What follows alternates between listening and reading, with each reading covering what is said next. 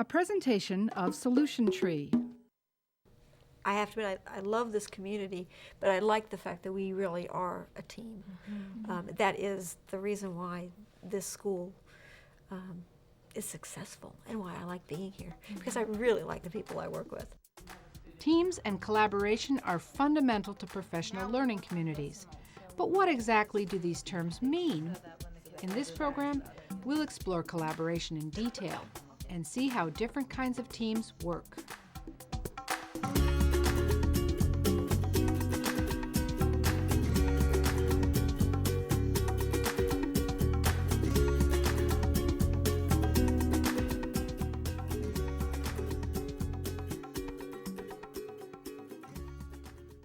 The way that we define a team is that it's a group of people who are working interdependently to achieve a common goal for which they are mutually accountable.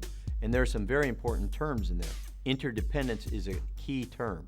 If people don't need each other, rely on each other, and depend on each other, they're not going to be a team.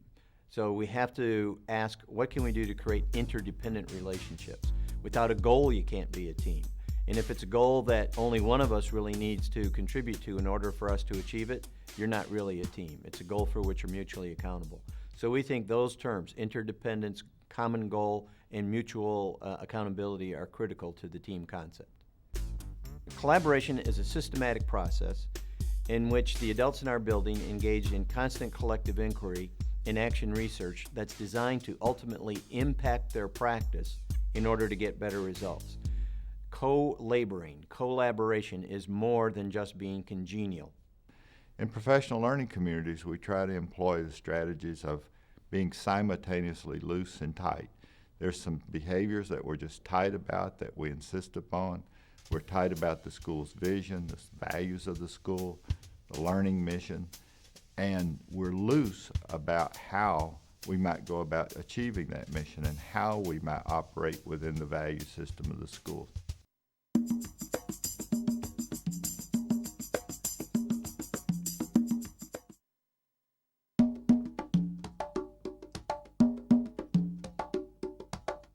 It's always been a nice school, it's always been a nice community, and we've always been very nice to each other, but we didn't really talk frequently about what really mattered. And while I think we had the best interest of students at heart, we didn't really know how to act on that.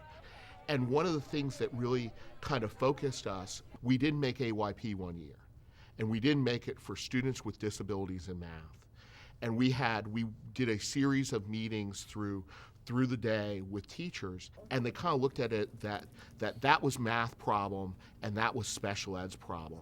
And what we really did kind of with those meetings was kind of begin the movement towards it's our problem because they're all our kids. And it's really kind of that focus, I think, that's changed. I think we wanted to be able to do that. I think we'd like to be able to do that, but we didn't know how to be able to do that. Collaboration is definitely a means to an end, and the actual end is student performance itself. We think collaboration is not an innate skill that teachers have, so there's certain steps that the leaders can put in place in order to generate high levels of collaboration in a very timely way. The first step is to embed collaboration into the routine practices of the school. That is to assign everyone to a team where the members of that team have an innate focus on learning. Each school's needs are a little different, so team structure will vary from school to school. Well, we have three types of teams. The first team would, of course, be our departments. And so you could say that they were our horizontal and vertical teams because we have two grade levels. So you have 7th grade teams, 8th grade teams, but then we combine them at least once a week for 7th and 8th grade vertical teaming. The second type of team is our interdisciplinary teams. And these are our teams that consist of the core subject areas like language arts, mathematics, science, and social studies.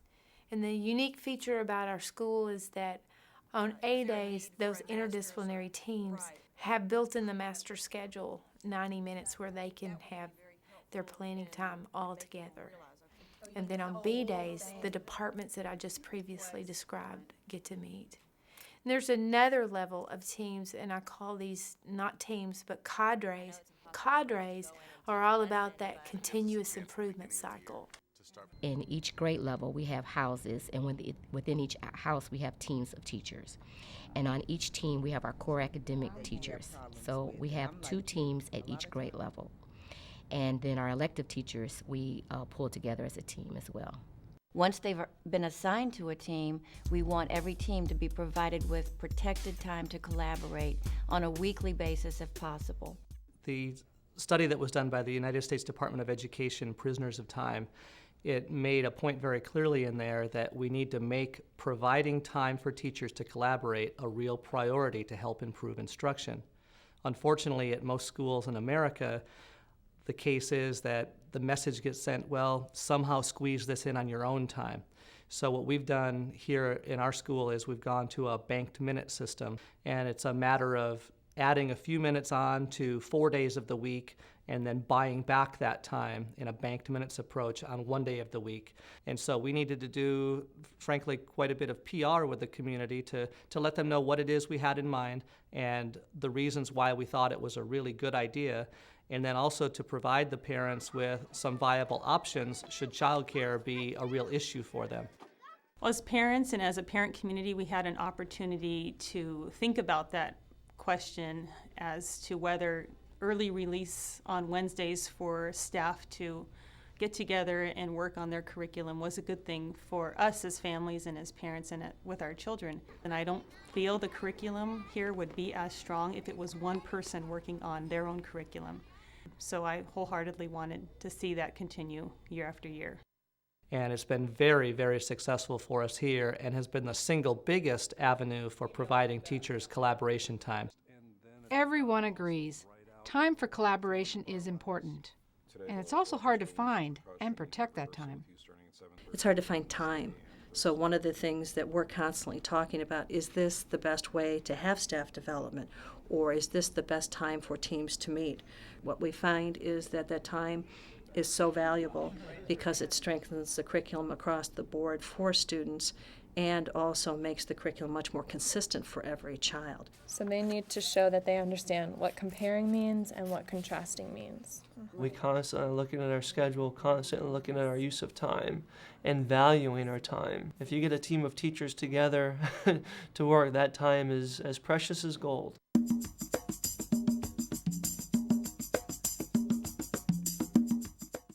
Through the collaborative process, the leaders need to make sure that the teams are collaborating about the right thing. So they give them a series of learning questions to engage in collective inquiry. Here's an interdisciplinary 8th grade team tackling the first fundamental question of a professional learning community. What do we want all students to learn? They're discussing how to teach about Venn diagrams across the curriculum. How could curriculum instruction enhance text instruction? And the math teachers, y'all shared with me that y'all had some new information, a new lesson that you'd like to share with the language teachers. Okay. Well, this was a Venn diagram, and say, how are these problems alike? You know, and put them in the middle, and those are usually the numbers. We were talking about Venn diagrams in our team meeting because it is something that the history department uses, the language uses, science uses it, math uses it, and it's an excellent tool. Math may go into it a little deeper than what everybody else takes it, but if they're just using it and introducing it, it's a great thing for us. Then we don't have to go over the basics in our class. We can take it to that next step. While the curriculum standard may already be in place, the details of how those standards are addressed are clarified by the team. They say it in y'all's class and see it in y'all's class. Oh, this must be important. Sometimes teachers or administrators suggest to us, well, we don't really need teachers to sit down together and talk about what it is students should learn. All we need to do is hand them the state standards and tell them to go teach, because the question, learn what, has already been answered by the state.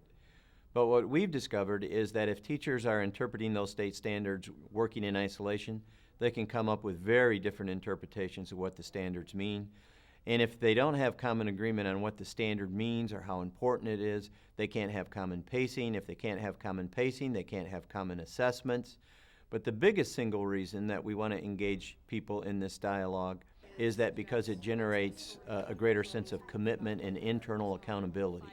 When teachers sit down together and look each other in the eye and say to one another, so we've agreed then, right? We will teach this concept in the first 6 weeks, and they all sign off on that. We've just increased the probability that that skill will actually be taught exponentially beyond just handing those teachers the state standards. We're responsible and accountable to our teammates. We make commitments to each other, and we honor those commitments because we were involved in making them. We feel a sense of ownership. This accelerated chemistry team is working together to analyze the results of a common formative assessment. They're addressing the second fundamental question: how do we know if our students are learning? And I went through on all the data here, and I put arrows pointing to the questions that were under 80%, and I put stars next to the questions that were under 60%. This kills me every year. Are they combustion? I don't know why they can't get. I think they run out of time, get frustrated, move on, and they don't come back to it, I guess. Usually in combustion reactions, we're burning some type of hydrocarbon that has only carbon and hydrogen? And hydrogen in it. That's fine if we want to put that in. We just change it to that to make it that's fine. Well, this is the big clue that this is something that we need to make sure that we do a good job teaching, that we all demonstrate it, we all talk about it, and that can be a point of emphasis on a review. We give the formative assessment to the kids. We'll bring that back to our team meeting. We get immediate online feedback of how our kids did versus all the rest of the kids, and what we can do then is say, like, not only as an individual teacher, I can say, wow, my kids in Unit 2, specifically on this concept with reading solubility curves, they didn't do so well. And then hopefully you can go to other teachers in the team and say, what did you do, to really help your kids succeed on this? And so it's an opportunity for a teacher to revisit what they have done in class and maybe make corrections and see what they could do better to become a better teacher with that particular concept. I think to know if students understand. This team of second grade teachers is working together to analyze the results of a common formative assessment and to develop an action plan based on that data. Because in math, it's so easy to test their skills and what they can do, but it's hard to really get to that point of what do they really understand. In today's meeting, we discussed a common assessment that we'd built towards our first SMART goal for the year, which is numbers up to 1,000, and students were looking at being able to write numbers when they hear them orally, and also be able to write before and after. And it was just to get a sense for, can students write numbers to 1,000? And by looking at that pre-test, we started to notice some of the issues that students were having in understanding numbers, and also where we could help for the few students that were having great difficulties, and also where we want to build for all students to get to the next place when looking at place value. So it was really a foundational discussion for the year to help improve our practices and understand our students better and how we could help them better. With a goal that you produce, then the teachers work together to work with whatever assessments they feel are going to give them the best information, and assessments for learning as opposed to assessments of learning. So we work with the data for learning, and then that's where we then come up with the action plan to help make sure that the SMART goal is achieved. He still really struggles with particularly the language end, the writing end. Here's a team of 7th grade teachers collaboratively answering the question, how will we respond when students don't learn? Daily we have common planning meetings, and those meetings contain all the core teachers in our house. So we all are familiar with the students, we're familiar with their strengths, their weaknesses, and we come together to attempt to put in place anything we need to best service the student. What is another way to solve that? Does anybody know? You could times 1.18 times 26, is it? It's right. Is that correct? Does that make sense? Yes. Okay. We were talking about best practices last time, and Kathy, I think you said you had a really cool box idea. Right. And it's not. Kathy has found a great way to represent a math concept. It seems to really help her students, so she shares the idea with the other teachers on her team. And when I first did this, all the kids just had the poster board, and they made the box problems, and they set them up, and then they took, and they did this in pairs. A fun and it's an easy tool that I have to help the kids understand that the box isn't voodoo or magic. It is just a proportion set up where it's got the labels on it so that you know where to put everything. It's like a fill in the blank, and it helps them immensely when they're trying to understand a word problem. And then all they had to do was turn to find the answer.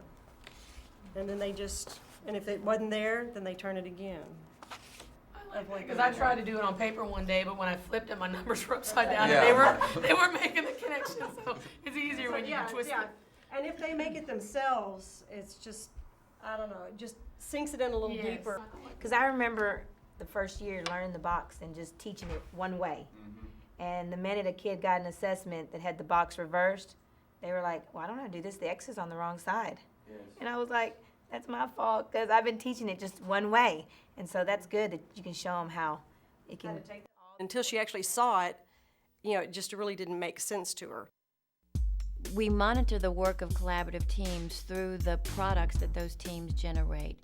Some people like to monitor agendas and minutes, but often that doesn't get to the heart of what teams do. So we ask teams to generate products, things like list of essential outcomes, common assessments, SMART goals. And as we monitor the quality of the products, we know that they're staying focused on the right things.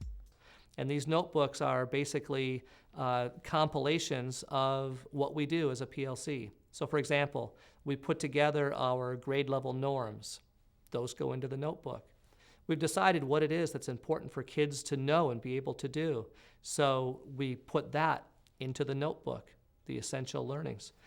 We decide, okay, now we need to assess what the boys and girls should know and be able to do. How are we going to know if they really know that? We develop common assessments. Guess what? Copies of those common assessments go into the notebook. So it's a living, working document that will evolve and change over time. So there's certain keys that teams go through, or steps rather, that they go through in order to stay the course, focused on student learning. And through that process, they just become the engine that drives the process of continuous improvement in their school.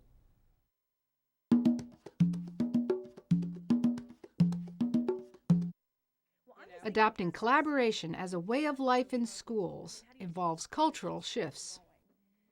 When I started out a number of years ago, I was at a different school, and it was definitely you were your own in your own classroom. And excuse me, I had to do everything on my own. I had to come up with the lessons on my own. I had to interpret the curriculum on my own. I had to come up with all kinds of activities and things. And you really do feel isolated, and you start to think, is this the right way to do it? Or you have a problem and you're there left alone trying to think of it. So having somebody else, having a group where you can bounce ideas off of each other, then you really get into being able to problem solve in a very effective way, as well as being able to help each other and lift each other up and keep each other enthusiastic and excited about teaching. In my student teaching experience, I kind of felt often alone, but here I came in and I never felt isolated. I never felt as if I was in my room all by myself. People came in to talk to me, and I could go, and people gave me a warm reception and, would hear my ideas. So I think that's been, one of the things that's made me and, as well as our team, I think, feel really successful as far as how we plan and meet the needs of our kids. The shift has been to, instead of just share materials, it's to ask ourselves honestly, what could I do better as I go back and reteach that skill? Or what are you doing in your classroom that's helping your students learn? We are now looking at all of the attributes that each teacher brings to the team and asking for those to be shared with everyone. So it's much more of there's an honesty, there's an openness, there's not a fear in sharing, in coming out and saying, I didn't do that so well. What can I do better next time?